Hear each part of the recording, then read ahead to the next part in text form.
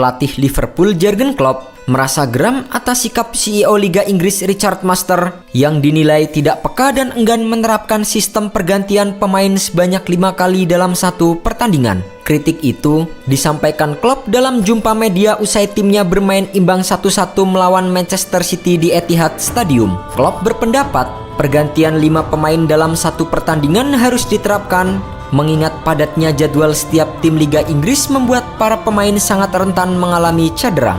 Beberapa tahun terakhir, para pemain sepak bola memang kerap dihadapkan dengan jadwal padat. Banyaknya kompetisi yang harus mereka ikuti membuat para pemain ini kerap harus bermain tiap 3 hari. Belum lagi jeda internasional yang memaksa mereka untuk melakukan perjalanan yang cukup jauh sehingga mereka tidak memiliki waktu pemulihan yang cukup.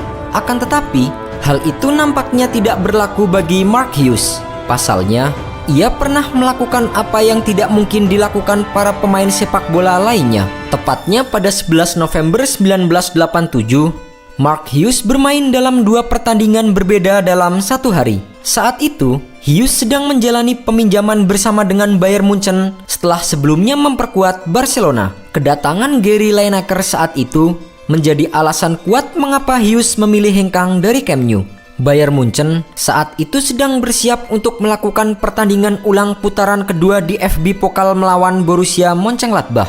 Akan tetapi, Hughes saat itu sedang bersama dengan timnas Wales yang akan bermain pada kualifikasi Euro 1988 melawan Republik Ceko. Sang penyerang tentu tidak ingin melewatkan momen ini, mengingat ia juga memiliki hasrat untuk membawa Wales bermain pada turnamen akbar. Karena sulit untuk melepas salah satunya, Hughes akhirnya memilih untuk bertanding pada 2 pertandingan tersebut. Mark Hughes bermain terlebih dahulu untuk timnas Wales yang melakukan kick-off pada pukul 17.30 waktu setempat. Ia bermain penuh selama 90 menit. Sayangnya, timnas Wales saat itu justru kalah dengan skor 2-0 yang membuat mereka terdampar pada urutan ketiga klasemen sementara di bawah Denmark dan Republik Ceko. Pertandingan itu sendiri dihadiri oleh Uli Hoeneß, General Manager Bayer yang nampaknya sudah siap untuk langsung membawa Hughes terbang ke Munchen.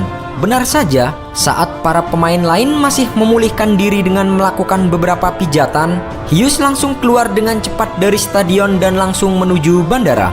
Dia tahu kalau saya bermain untuk Wales pada Rabu malam yang sama dengan pertandingan di FB Pokal ini. Ia bertanya jam berapa pertandingannya. Lalu ia menelpon untuk kemudian kembali lagi ke saya dan berkata kalau saya bisa bermain untuk Bayern Munchen pada malam yang sama. Saya mengira dia bercanda, tapi nampaknya ia mengatur semuanya. Sayangnya, mereka tidak bisa datang tepat waktu dan Hughes pun melewatkan babak pertama. Saat itu, skor pertandingan masih imbang tanpa gol. Akan tetapi, baik Hughes maupun Hoeneß tidak mempermasalahkan hal tersebut. Bagi keduanya, lebih baik terlambat datang ketimbang tidak sama sekali. Kami benar-benar terbang dan melewatkan babak pertama.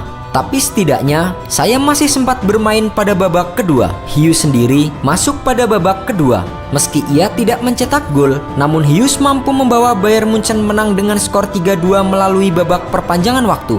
Gol Bayern Munchen saat itu dicetak oleh Lothar Matthäus dan 2 gol dari Karl-Heinz Rummenigge. Meski bersyukur bisa bermain untuk 2 kesebelasan yang begitu ia sayangi tersebut, namun tidak bisa dibantah kalau Hughes mengalami kelelahan yang begitu luar biasa. Saya tidak bisa menyebut kalau saya mengubah penampilan tim karena saya benar-benar sangat lelah. Apa yang dialami oleh Hughes ini sebenarnya pernah terjadi juga kepada pemain Wales lainnya yaitu Jack Kelsey. Pada November tahun 1958, Jack bermain untuk timnas Wales melawan timnas Inggris sebelum ia memperkuat Arsenal untuk bermain melawan Juventus.